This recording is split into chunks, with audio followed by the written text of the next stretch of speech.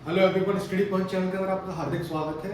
आज हम जानेंगे बहुत ही इंपॉर्टेंट टॉपिक के बारे में जिसका नाम है स्टेलाइजेशन। स्टेलाइजेशन क्यों किया जाता है और इसको मैं इतना इंपॉर्टेंट क्यों बता रहा हूँ। स्टेलाइजेशन के द्वारा क्या होता है और किन किन विधियों के द्वारा स्टेलाइजेशन होता है, कितने प्रकार से हम स्टेलाइजेशन कर सकते हैं। जैसा कि हम सब जानते हैं, जितना भी हॉस्पिटलाइजेशन होते हैं या लेबोरेटरियाँ होती हैं उसमें विभिन्न विभिन्न प्रकार के पेशेंट आते हैं जो कि उनके अंदर क्या होता है कि इन्फेक्शन होता है, बीमारियां होती हैं आती हैं, तो क्या करते हैं इन्फेक्शन होने का खतरा होता है और जो भी इंस्ट्रूमेंट वगैरह यूज होते हैं वो भी उनके संपर्क में आने से क्या है कि इन्फेक्शन बढ़ता है ज़्यादा मात्रा में। तो इस कंडीशन में हमें क्या करना होता है कि स्टेलाइजेशन हमें करना होता है। स्टेलाइजेशन एक ऐसी विधि है जिसके द्वारा हम माइक्रो ऑर्गेनिज्म प्लस बैक्टीरिया जितने भी होते हैं उनको पूरी तरह से खत्म कर सकते हैं। ठीक है, तो इसलिए स्टेलाइजेशन का उपयोग किया जाता है जिससे कि हम स्वस्थ रहें और हम इन्फेक्शन से दूर रहें।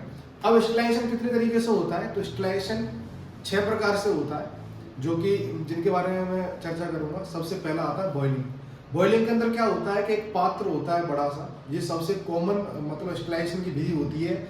इसमें क्या होता है कि जब और ज्यादा उपकरण ज्यादा सुविधाएं आपके पास में ना हो तो ये सबसे कॉमन होता है। ठीक है, तो इसको आमतौर पर करते हैं। इसमें क्या बड़ा पात्र होता है, बड़े पात्र के अंदर क्या पानी भर देते हैं। पानी भरने के बाद में क्या होगा तो उसका जो टेम्परेचर जाना चाहिए 100 डिग्री सेल्सियस, उसके अंदर जो भी इंस्ट्रूमेंट है वो अपन को डालने होते हैं और डालने के बाद में क्या करते हैं उनको 15 से लेके 20 मिनट तक उनको छोड़ देते हैं उसमें, जिससे कि जो भी उनके जो हाई टेम्परेचर पर माइक्रो ऑर्गेनिज्म आते हैं वो क्या खत्म हो जाए। अब इसमें एक चीज होती है कि जितने भी मतलब टोटली सब माइक्रो ऑर्गेनिज्म खत्म नहीं होते, क्योंकि कई ऐसे भी होते हैं जिनके अंदर मतलब इनका मेटाबॉलिक पॉइंट बहुत ज़्यादा होता है, जो टेम्परेचर ज़्यादा मात्रा में सह सकते हैं। तो इस तरीके से इसको कंप्लीट स्टेलाइजेशन नहीं बोला जाता, ये कॉमन है। ठीक है, एक चीज़ और ध्यान रखने वाली होती है, इस विधि के अंदर जब बॉइलिंग अपन स्टेलाइजेशन कर रहे होते हैं तो हमें नुकीली चीज़ें नहीं डालनी है, मतलब शार्प चीज़ें इसके अंदर नहीं डालनी है।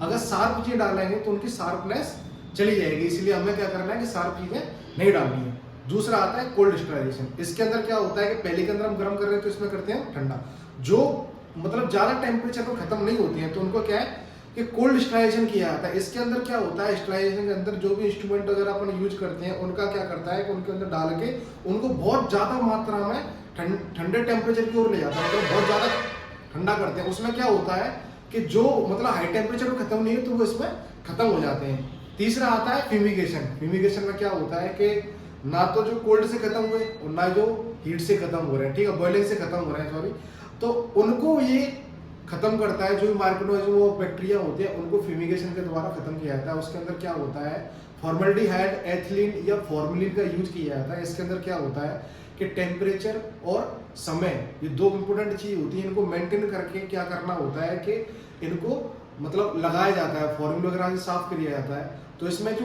टाइमिंग होती है वो 1 घंटे से लेके 15 घंटे तक की होती है। इसमें क्या जितने भी लेबोरेटरियाँ होती हैं, ऑपरेशन थिएटर्स वगैरह होती हैं, उनके अंदर इसका प्रयोग किया जाता है इस विधि के द्वारा। ठीक है, तो इसके द्वारा स्टेलाइजेशन किया जाता है। जब भी आपने देखा होगा नॉर्मली के फॉर्मूल वगैरह से स्टेलाइजेशन हुआ है तो आप एकदम से चले जाते हैं तो आंखों में जलन होती है और इसकी दुर्गंध सी आती है, मतलब स्मेल अच्छी नहीं होती है और आंसू आने लग जाते हैं। तो वो फॉर्मल या फॉर्मल्डिहाइड या एथिलीन वगैरह का प्रयोग जब होता है स्टेलाइजेशन के द्वारा तो उस कंडीशन के अंदर होता है। ठीक है, चौथा है यूवी लाइट, अल्ट्रावायलेट लाइट के अंदर। इस स्टेलाइजेशन के अंदर सबसे इंपॉर्टेंट चीज ये होती है कि जिस भी पर्टिकुलर एरिया के अंदर आप रह रहे हैं, जैसे कोई रूम है, ठीक है, रूम है या फिर कोई वर्किंग प्लेस है जहाँ पर आप काम कर रहे हो, उसके अंदर जो एनवायरमेंट एयर है उसको शुद्ध करने के लिए, ठीक है, इसका यूवी लाइट का उपयोग किया जाता है। उसके द्वारा जो एयर में माइक्रो ऑर्गेनिज्म या बैक्टीरिया वगैरह होते हैं या पर्टिकुलर प्लेस जिस पे तुम काम कर रहे हो, ठीक है, तो उसको इस विधि के द्वारा क्लियर किया जाता है। ठीक है, यूवी लाइट के द्वारा स्टेलाइज किया जाता है। ये चौथा। पांचवा आता है अपना ड्राई हीट स्टेलाइजेशन। इसके अंदर क्या होता है कि एक तरीके से मतलब इसको हॉट एयर स्टेलाइजेशन के नाम से भी जाना जाता है, जिसमें क्या होता है कि जितने भी इंस्ट्रूमेंट होते हैं जो अपन मतलब ऐसे इंस्ट्रूमेंट जो कि हीट के संपर्क में आने से खराब ना हो, ठीक है, ये सबसे इंपॉर्टेंट चीज है। इनको रखा जाता है और गर्म हवा प्रवाहित की जाती है कम से 15 से लेकर 20 मिनट तक। ठीक है, तो गर्म हवा के संपर्क में क्या होगा कि वो आएंगे तो उनसे क्या माइक्रोऑर्गेनिज्म बैक्टीरिया खत्म होंगे। ठीक है, तो इसको हम बोलते हैं हॉट एयर स्टेलाइजेशन।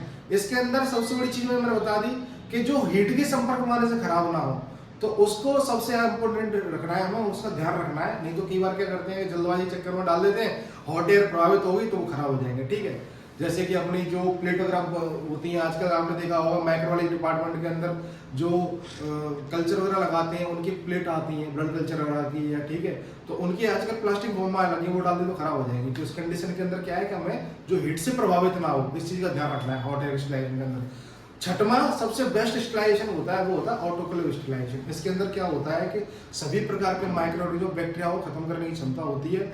इसके अंदर क्या है कि भाप के द्वारा स्टलाइज किया जाता है। उसके अंदर भाप का निर्माण कैसे होगा, टाइम, प्रेशर प्लस मोशन, तीन चीजों को जब एक कंबाइंड किया जाता है तो स्टीम का निर्माण होता है।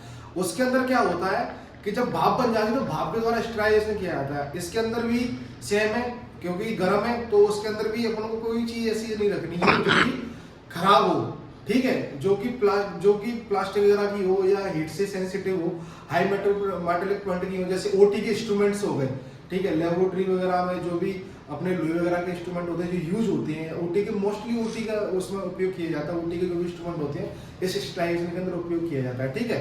तो ये होती है ऑटोक्लेव स्टलाइजेशन। तो इन विधियों के द्वारा हमें स्टलाइजेशन करना होता है। स्टलाइजेशन बहुत इंपॉर्टेंट होता है। स्टलाइजेशन हमें ना तो मतलब पेशेंट से आने वाले खतरे से बचाता है, बल्कि हमसे भी दूसरों को कोई इन्फेक्शन ना हो इससे बचाता है, ठीक है। इसलिए स्टलाइजेशन जरूरी है। खुद डिसइंफेक्टेड रहेंगे, ठीक है, तो दूसरों को भी अपन सुविधा प्रोवाइड कर सकते हैं। तो ये आज का टॉपिक था स्टलाइजेशन, इसकी विधियों के बारे में बताया आपको। अगर आपको मेरी वीडियो अच्छी लगी है तो मेरे चैनल को लाइक करें, शेयर करें, सब्सक्राइब करें। आपका दिन शुभ हो। Thank you.